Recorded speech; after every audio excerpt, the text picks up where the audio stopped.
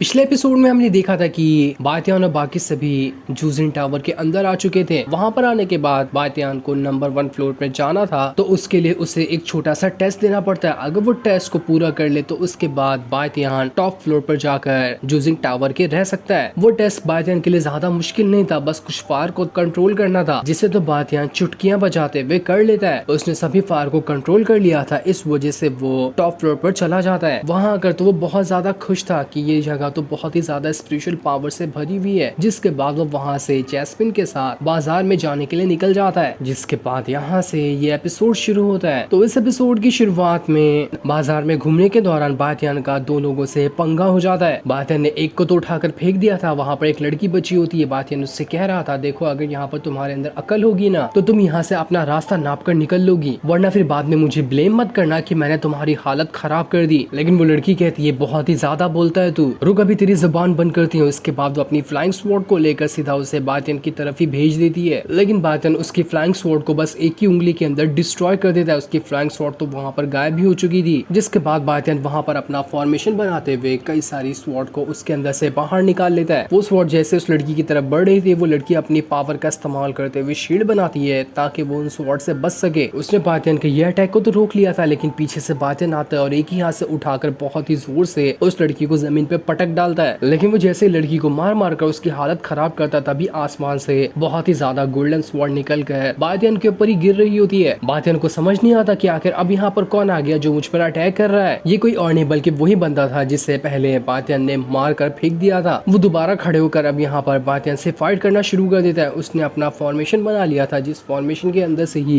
Golden sword बाहर निकल रही थी, जो देखकर बातियान अपनी पावर का इस्तेमाल करते हुए अपनी भी स्वॉर्ड को बाहर निकाल लेता है ताकि उस स्वॉर्ड का इस्तेमाल करते हुए वो दोनों का बैंड बजा सके। बातियान की स्वॉर्ड के एक ही अटैक में तो दोनों का अंचर पंचर ढीला हो जाता है। उनकी हालत खराब हो चुकी थी। वहाँ पर बातियान कहता है, मैंने तो पहले ही कहा था ना कि चले जाओ यहाँ से अगर मार नहीं खाना चाहते हो तो, लेकिन तुम लोग नहीं माने तो अंजाम तो भुगतना पड़ेगा ही। तब वहाँ पर एक ओल्ड वुमेन आती है जिसका नाम मास्टर होंग था। ऐसा लग रहा था कि वो जो दोनों बंदे यहाँ पर केनान से फाइट कर रहे थे उनकी ही वो मास्टर है। वहाँ खड़े लोग कह रहे होते, अरे मास्टर होंग यहाँ पर आ, अब तो लगता है कि यहाँ पर बातियान का बैंड बजने वाला है। वो दोनों बंदे जो थे अपनी मास्टर से कह रहे होते कि मास्टर अब बिल्कुल परफेक्ट टाइम पे आई हो, इस बंदे ने हमें बहुत मारा है इसलिए आपको इसे सबक सिखाना ही पड़ेगा। देखो हमें कितनी चोट लगी है, इसने बिला वजह ही हम पर हमला कर दिया। बातियान कहता है, मैंने यहाँ पर तुम्हारे ऊपर एहसान दिखाते हुए तुम्हारी जान बख्श दी है, ये काफी नहीं था कि अपनी जान भी गंवाना चाहते हो। जिसके बाद बातियान दोबारा से वहाँ पर अपनी पावर को एक्टिवेट कर लेता है। उसने अपनी स्वॉर्ड के अंदर से एक थंडर अटैक को बाहर निकालते हुए उन तीनों के ऊपर ही कर दिया था। और वो लड़की बीच में आकर बातियान के अटैक को रोकने की कोशिश करती है ताकि उस बंदे को और उसके मास्टर को चोट ना लग जाए। लेकिन बातियान एक और अटैक करते हुए उस लड़की को तो वहाँ पर उड़ाता ही है। वो लड़की उड़ते हुए उस बंदे को भी साथ में लेकर उड़ जाती है। दोनों का बैंड बच चुका था। ये देखकर मास्टर होंग काफी ज्यादा गुस्सा हो चुकी थी। वो अपनी पावर को एक्टिवेट करते हुए किन्नान की तरफ ही बढ़ने लगती है कि आखिर उसकी हिम्मत कैसे हुई उसके डिसाइपल पे हमला करने की। वो बातियान से कहती है, आखिर तेरी हिम्मत कैसे हुई इतने सारे लोगों के सामने हमारे डिसाइपल के ऊपर हमला करने की, इसका अंजाम तो तुझे भुगतना पड़ेगा, आज तो जिंदा यहाँ से बचकर नहीं जाएगा। बातियान कहता है, मैं तुम्हें एक बात साफ साफ बताऊं ना कि मैंने यहाँ पर पंगा स्टार्ट नहीं किया था, पंगा तो तुम्हारे ही दो नमूने ने स्टार्ट किया था। तो जब उन लोगों ने पंगा शुरू कर दिया है तो खत्म करना तो मेरी जिम्मेदारी बनती है ना, इसलिए मैंने थोड़ा सा उनके साथ मजे कर लिया। तो बताओ बताओ मैंने इसमें कौन सी गलती की। तो वहाँ पर ओल्ड मैन आता है जो कि जूजिंग टावर से ही बातियान के साथ आया हुआ था। वो मास्टर होंग से कह रहा था, तुम्हें पता भी है कि ये बातियान ना हमारे जूजिंग टावर का सबसे VIP मेंबर है, उसे कुछ भी कहने से पहले 10 बार सोच लेना कि अगर यहाँ पर बातियान को कुछ हुआ तो पूरा जूजिंग टावर तुम्हें नहीं छोड़ेगा, इसलिए मेरी मानो तो आप यहाँ से चले जाओ, उसी में आपकी भलाई होने वाली है। और अगर तुमने मेरी बात नहीं सुनी तो मैं यहाँ पर तुम्हें सबक सिखाने के लिए तैयार हूँ। उसकी पावर देखकर बातियान भी हैरान था कि अरे ये ओल्ड मैन भी मास्टर होंग की तरह ही पावरफुल है, वाह इन दोनों की टक्कर तो कमाल की होगी। लेकिन जब मास्टर होंग को पता चलता है कि अरे ये बातियान तो जूजिंग टावर के टॉप फ्लोर पे रहता है, तो वो हैरान रह जाती कि क्या इसके अंदर ऐसी कौन सी खासियत है जो कि टॉप फ्लोर पे रहता है। जैस्मिन बातियान से कह रही थी कि बातियान चलो चलो यहाँ से चलते हैं, मुझे यहाँ पर ना अच्छा नहीं लग रहा, हम घर पे ही जाएंगे वही सही रहेगा। बातियान मास्टर होंग से कहते हुए जाता है कि देखो मैं जूजिंग टावर के ना टॉप फ्लोर पे रहता हूँ, जब भी मुझसे फाइट करने का मन होना तो आ जाना, मैं उसी टाइम तैयार रहूंगा। बातियान जैसे ही जूजिंग टावर के अंदर आता है, जूजिंग टावर के एल्डर बातियान से कहते हैं कि अरे आप आ गए, ये तो बहुत अच्छी बात है, मैंने सुना कि आपकी फाइट मास्टर होंग के साथ हो गई थी, उसके लिए हम आपसे माफी मांगना चाहते हैं कि आपको परेशानी उठानी पड़ी, आप कहो तो हम अभी जाते हैं और मास्टर होंग के पूरे सेट को ही बर्बाद कर देते हैं। बातियान कहता है, अरे नहीं नहीं एल्डर आप तो कुछ ज्यादा ही सोच रहे हैं,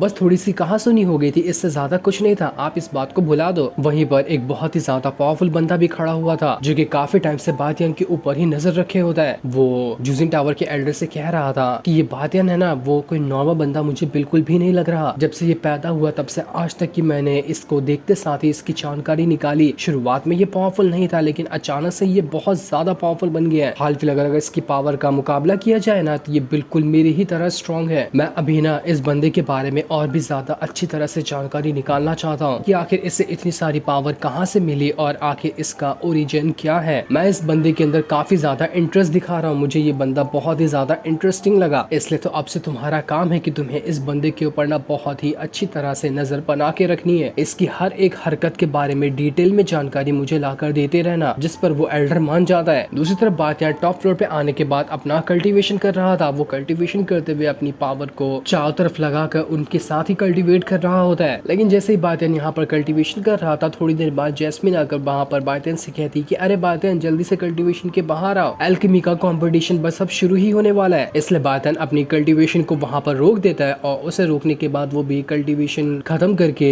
उसी कंपटीशन में जाने के लिए तैयार हो जाता है। जिसके बाद जूजिंग टावर की तरफ से एक बहुत ही प्यारी सी घोड़ा गाड़ी मिलती है, जिसके अंदर ही बातियान, जैस्मिन और एल्डर तीनों कंपटीशन की तरफ जा रहे थे। वहाँ पर आने के बाद तो उन्हें बहुत ही ज्यादा अच्छा महसूस हो रहा होता है कि अरे वाह, ये जगह तो कितनी अच्छी है। लेकिन यहाँ आते आते हम बहुत ही ज्यादा थक गए, क्योंकि ये कंपटीशन वाली जगह तो कितनी ज्यादा दूर है। ओल्ड मैन जो इन्हें यहाँ पर लेकर आया हुआ था, वो सभी से कह रहा होता है कि मैं यहाँ पर आपको गुड लक विश करता हूँ। उम्मीद है कि कंपटीशन में जो भी रिजल्ट आएगा वो आपके ही पक्ष में होगा और आप लोग कंपटीशन के अंदर बहुत ही अच्छा परफॉर्मेंस दिखाओगे। कंपटीशन का सबसे पहले ट्रायल होने वाला था, उसे ट्रायल को देने के लिए बहुत ही दूर दूर से लोग यहाँ पर आए हुए थे। सारे लोग पावरफुल से पावरफुल कल्टीवेटर थे जो सभी यहाँ पर आ गए थे। वहीं पर चैन भी होती है जो भी अपने सेक्ट की तरफ से यहाँ पर कंपटीशन में आ गई थी। जैसे वो आई होती है उसे वहाँ पर बातियान आते हुए दिखाई देता है। उसे देखकर तो वो बहुत ही ज्यादा खुश हो जाती है, लेकिन अभी वो उसे अपने पास बुलाकर डिस्टर्ब नहीं करना चाहती थी, इसलिए बस वो उसे देखकर खुश हो रही होती है कि चलो बातियान यहाँ पर आ गया। बातियान जैसे ही अंदर आकर देखता है कि यहाँ पर कहाँ से लोग आए हुए, उसे वहाँ पर मूफी दिखाई देती है जो खुद भी अपने साथी के साथ इसी कंपटीशन में आई हुई थी। वो लोग बातियान को देखकर एकदम ज्यादा आग बबूला हो जाते हैं कि ये बातियान यहाँ पर भी आ गया, लगता नहीं कि ये इतनी आसानी से हमारा पीछा छोड़ने वाला है। एल्डर वहाँ पर बातियान से कह रहे थे देखो यहाँ पर ये लोग भी है, तो जरा ना तुम थोड़ा सावधान ही रहना, इन लोगों की बातों पे भरोसा मत करना, ये लोग बहुत ही खराब लोग हैं। बातियान कहता अरे इन जोकरों से मुझे कहाँ ही डर लगेगा, ऐसे जोकरों को मैं भाव तक नहीं देता, इनकी बातों पे मैं ध्यान दूंगा, ऐसा कभी नहीं होने वाला, ये लोग मेरा कुछ नहीं उखाड़ सकते। जिसके बाद एल्डर जो थे वो बाकी लोगों के पास आकर खड़े हो जाते, क्योंकि